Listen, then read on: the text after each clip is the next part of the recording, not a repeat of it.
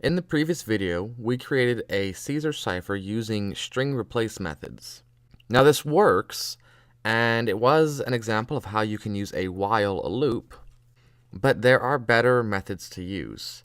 And the method that we used did not match the flowchart that I had shown. So let's talk a little bit about that. So as I mentioned last time, this is the dude, this is the Caesar who supposedly used this cipher. And in case you weren't with us or in case you've forgotten, the way it works is you just shift all the letters over. So if you were using the word hello and you were using a shift of -3 like it shows here, then an H would go back 1, 2, 3 spots to an E, so back 3, right? And then an E would go back 3 spots, so 1, 2, 3, so that would be a B. So it would have E, B, and then an L would be back 1 for K, back 1 more for J, back 1 to I. So E, B, I, and then whatever O becomes, right? You're just moving everything back. That's what it is. It's just a shift on the alphabet. So this is typically the way it's supposed to work when it's taught. You get the clear text from the user, or you provide it yourself or whatever.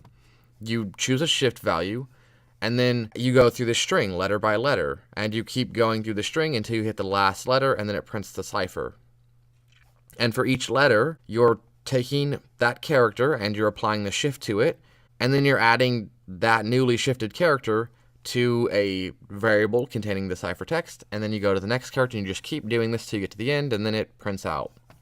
But that's not what we did.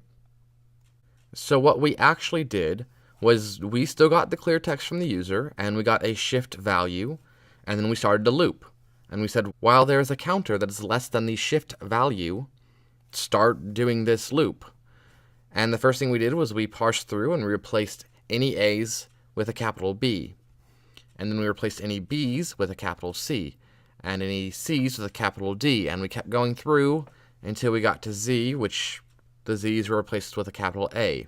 And then we made the whole string lowercase, and we actually added to the counter, which I didn't add on here, and then we did the whole thing again.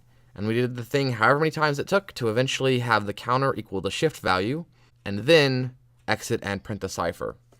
And you might say, well, okay, so they're different, who cares? So let's talk about what's actually going on here. So let's look at how this works. When we think about ciphers and decrypting stuff, we aren't even always consistent in how we do it. Do you go through and letter by letter change what it is? Or do you go through and you change all the A's first, and then all the B's, and then all the C's? How do you do it? And then which method is better? For a person, there might be some opinion there, but for the computer, there's not really a whole lot of opinion. Let's look at the way that this works using this actual text. So the first thing, we need to make this lower, right? So that's the first part. And we have a counter that we need to add in.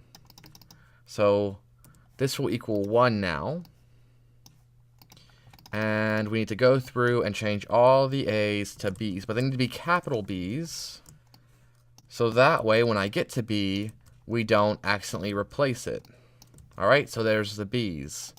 And then we look for any lowercase b's. I don't see any. Then we look for any lowercase c's. Here's one. So that becomes a D. I don't see any more E's. So that becomes an F, and an F, and an F, a G, H, I, J, K. Here's an L. So that becomes M, N, O. Here's an O. That becomes P. Here's a P. That becomes Q. I don't see any Q's.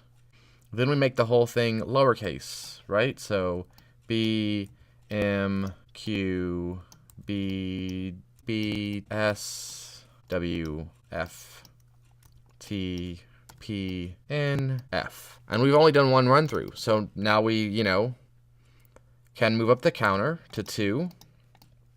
And we start replacing these again. Now I'm looking through the string for those letters. I'm not checking each letter individually, but the computer doesn't do that. The computer is actually checking each letter. So it says, are you a B? Are you a B? Are you a B? Are you a... It just goes through the whole thing. And then we get to C's. Are you a lowercase c, actually? And what about you? And what about you? And you? And you? And it goes through. And then D's. That becomes an E. D, D, D, all the way through. And then it moves to E's, E, E, E, E, etc. And then F's all the way through until it finds one. and it changes it, and checking, and it changes it, and checking. All right, so now we have G's, and it goes through and it keeps checking. And this is what it does in the algorithm that we created. It just does it really, really, really, really, really fast. And I missed that one, which the computer would not have done because it would have been doing it properly.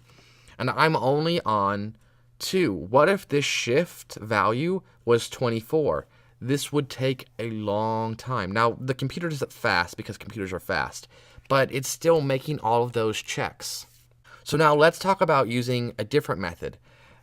This method that I showed here uses operators. It adds and it subtracts and it does stuff like that.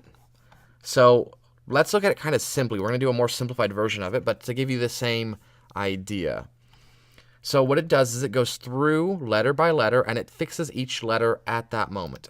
So we only did a shift of 2 here, so let's do the same. So first it's going to convert it to a number. So an A can be like a 1, right? And then let's add 2 to it. So 1 plus 2 becomes 3. 3 is equal to a C, so this becomes C. All right, what does L equal? L is like 12 or something.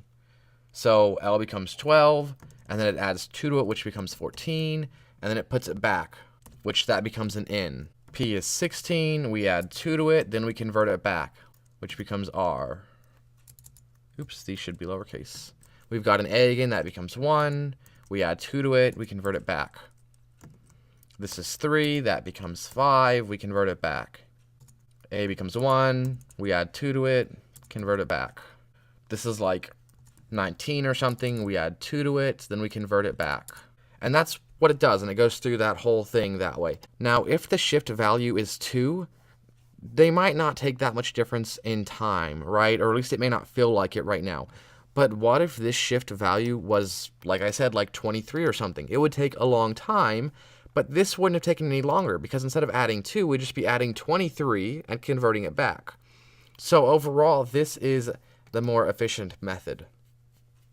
And we could use operators, which we recently talked about, and we could use a for loop, which we haven't done yet. So that's a win-win, right? Now, once again, there are still other methods to creating this, but that's okay. This is a method, and it shows you some new things. The program for this isn't that long, but walking you through the steps and kind of explaining it as it goes does take a while. So we'll actually go ahead and stop for now, and we'll pick up in the next video.